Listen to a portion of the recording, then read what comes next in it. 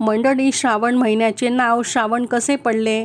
तर स्कंद आणि शिवपुराणानुसार प्रथम या महिन्याच्या पौर्णिमेला श्रवण नक्षत्र येते. या नक्षत्रामुळे या महिन्याचे नाव श्रावण असे पडले. आणि दुसरे म्हणजे भगवान महादेवांनी सनत कुमारांना सांगितले की या मासाचे महत्त्व ऐकण्यासारखे आहे, ज्यामुळे सिद्धी प्राप्त होते. याला श्रावण म्हणतात.